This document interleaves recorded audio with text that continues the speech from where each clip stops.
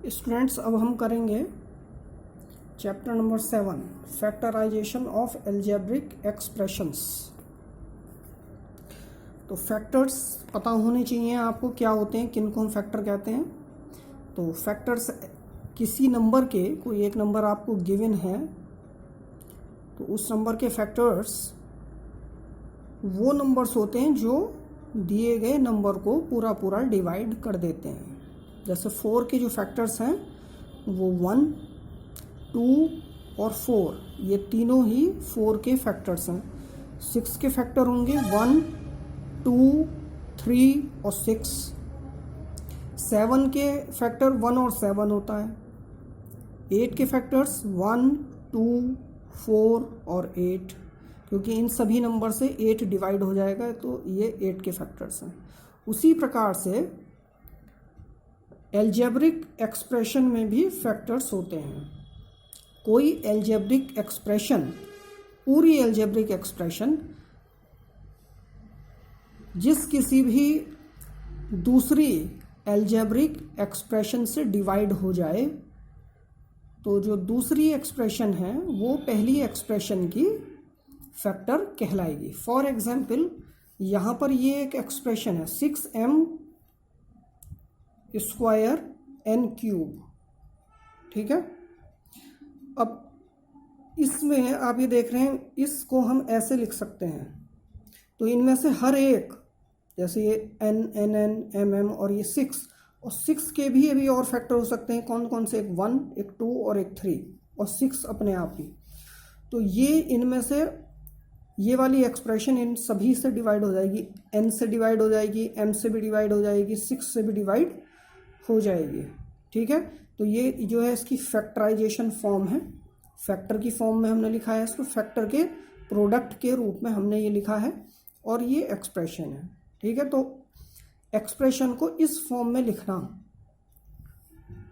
ये फैक्टराइजेशन कहलाता है। उसके फैक्टर्स के मल्टीप्लाई के रूप में, फैक्टर्स की प्रोडक्ट के रूप में लिखना, वो उसका फैक्टराइजेशन कहलाता है। अब ये जो फैक्टर्स हमें फाइंड करने होते हैं ये ऐसे होने चाहिए। कैसे? ये इर्रिड्यूसिबल, अर्थात इर्रिड्यूसिबल का अर्थ है कि उसको और हम रिड्यूस नहीं कर सकते, उससे और छोटा नहीं कर सकते। जैसे m है, अब m का कुछ और फैक्टर नहीं है 1 के अतिरिक्त, m ही इसका अपना फैक्टर है। ऐसी n का जो फैक्टर है वो n ही है या 1 है, कोई और इसका फैक्टर नहीं है। n क्यूब के तो ये 3 फैक्टर हो गए। n क्यूब का एक फैक्टर n स्क्वायर भी होगा। n क्यूब को हम ऐसे भी लिख सकते हैं n स्क्वायर इंटू n, आप जानते हैं। फिर n स्क्वायर के भी और फैक्टर कौन से? n into n into n, ये n स्क्वायर के फैक्टर हो गए दोनों, और ये n, ये वाला n है, ठीक है। ये वाला n यहाँ से आ गया। तो ये जो अब बन गए n क्यूब के जो ये 3 फैक्टर आप देख रहे हो, n n n, इससे और छोटा इसको नहीं किया जा सकता, ठीक है। तो ये ऐसे फैक्टर्स जो हैं इर्रिड्यूसिबल फैक्टर्स कहलाते हैं। तो हमने कोई भी एक्सप्रेशन है उसको उसके इर्रिड्यूसिबल फैक्टर्स के प्रोडक्ट के रूप में हमें ये लिखना होता है। उसी को हम फैक्टराइजेशन करना बोलते हैं, ठीक है। नेक्स्ट है कि हम फैक्टराइजेशन करते कैसे हैं। तो फैक्टराइजेशन की अलग अलग मेथड हैं, उसमें से कुछ मेथड अभी आपको यहाँ सिखाए जाएंगे। तो सबसे पहला जो है वो मेथड है factorization by taking out a common factor. तो कॉमन फैक्टर भी आप पढ़ चुके हैं। जैसे 8 और 6 के कॉमन फैक्टर कौन कौन से हैं? एक तो हुआ 1, क्योंकि 1 सभी का फैक्टर होता है, तो 1 6 का भी है, 1 8 का भी है, तो 1 दोनों का कॉमन है दोनों में। दूसरा है 2 6 का भी फैक्टर है और 2 8 का भी फैक्टर है, तो ये भी दोनों का, ठीक, कॉमन है, दोनों का कॉमन फैक्टर है। उसके बाद कोई और फैक्टर नहीं है जो 6 का भी हो और 8 का भी हो। जैसे 3 6 का तो है बट 8 का फैक्टर नहीं है। ऐसी 4 8 का फैक्टर है बट 6 का नहीं है। तो जो कॉमन फैक्टर हैं 6 और 8 के वो 2 ही हैं, 1 and 2, ठीक है। तो उसी प्रकार से यहाँ पर कॉमन फैक्टर्स की वही डेफिनेशन यहाँ भी है। तो हम पहले, जैसे ये एक्सप्रेशन है ठीक है, ये सिंगल टर्म, दो टर्म्स इसके हैं, एक ये वाला टर्म है और एक टर्म है। तो इसको हमें कन्वर्ट करना है किस फॉर्म में, ऐसी फॉर्म में। इसके जो फैक्टर्स होते हैं उनके मल्टीप्लाई के रूप में हम इसको लिखेंगे।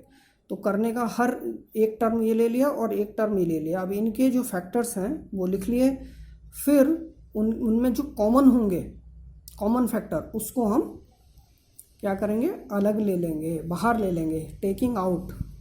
ठीक है, तो बाहर लेने का क्या अर्थ है वो अभी आप यहाँ देखिए। 15xy, ये जो पहला टर्म है 15xy, उसको हम ऐसे लिख सकते हैं, इसके ये फैक्टर हैं 3, 5 और xy इसके फैक्टर हैं, और 25xy स्क्वायर के फैक्टर्स ये हैं 5, 5xy। अब इन दोनों में देखिए क्या क्या कॉमन है। ये 5, एक 5 ये कॉमन है, x कॉमन है और एक y कॉमन है। ठीक है, यानी 5xy। तो ये इसको हम ऐसे लिखेंगे बाहर लिख करके 5xy, और बचा क्या, जो शेष बच गए हैं उनको हम ब्रैकेट में लिख देते हैं।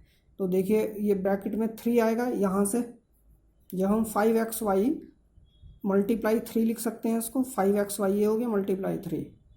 ये आप सीख चुके हैं इस तरह से मल्टीप्लाई करना। ठीक है, तो हम इसको 5xy हमने इनमें से दोनों में से कॉमन ले लिया, ऐसे लिख लिया, और जो शेष बचा उसको हम ब्रैकेट में लिख लेंगे। इस वाले ये वाला जो टर्म है उसमें से सिर्फ 3 बचेगा, और इस वाले टर्म में सिर्फ 5y बचेगा, एक 5 और दूसरा y। तो उन दोनों की मल्टीप्लाई के रूप में ये लिख देंगे ब्रैकेट के अंदर। ब्रैकेट लगा करके जो भी हम बाहर लेते हैं, बाहर लेने का मतलब यही होता है कि पूरी एक्सप्रेशन के जितने भी टर्म्स हैं उन सबसे अलग उसको हम लिख लेते हैं, और जो बच गया, जिस टर्म में जो बच गया उसको हम, जो भी साइन उनके बीच में है वो लगा करके ब्रैकेट में लिख देते हैं। तो ये भी हम करके देखेंगे तो आपको और अच्छे से समझ में आएगा। तो ये हमारा इसमें पहला क्वेश्चन है कि ये एक्सप्रेशन है, इसमें 3 टर्म है, 1, 2, 3। तो हमें इनको इसका फैक्टराइजेशन करना है। तो आप देखिए ये 16xy है, यहाँ पर 24x स्क्वायर वाई स्क्वायर है, और ये है 32xy स्क्वायर। इसमें क्या कॉमन है तीनों में, तीनों टर्म्स में आप देखोगे कि एक तो सबसे बड़ा जो है नंबर में, अगर न्यूमेरिकल वैल्यू की बात करें तो 8 कॉमन है। 8 यहाँ भी 8 है, इसमें भी 8 है, और इसमें भी 8 की मल्टीप्लाई हो रही है। 8 2 ज़ा 16, 8 3 ज़ा 24, 8 4 ज़ा 32।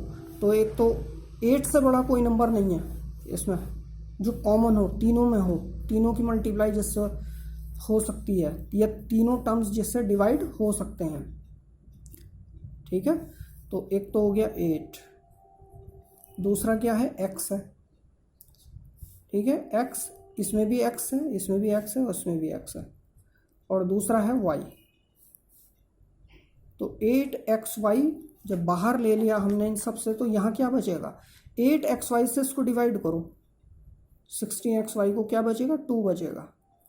ठीक है, फिर इस 8xy से इसको डिवाइड करेंगे तो -3 बचेगा, और x से x जब कटेगा, x स्क्वायर x से डिवाइड होगा तो x बचेगा, और y से y स्क्वायर डिवाइड होकर के y आएगा। तो 8xy से जब हम इसको डिवाइड करेंगे तो -3xy आएगा। उसी प्रकार अब 8xy से इसको डिवाइड कीजिए आप, क्या बचेगा, -4y। x तो x से डिवाइड हो जाएगा, 32 8 से डिवाइड होगा तो 4 बचेगा, x से x डिवाइड होगा तो 1 आएगा, और y से y स्क्वायर डिवाइड होगा तो y बचेगा, तो 4 × y। तो ये हो गया फैक्टराइजेशन। कुछ और इनमें कॉमन नहीं है तीनों में। ठीक है, तो ये इसका आंसर हो गया। इस प्रकार से हम इस मेथड का यूज़ करके फैक्टराइजेशन करते हैं।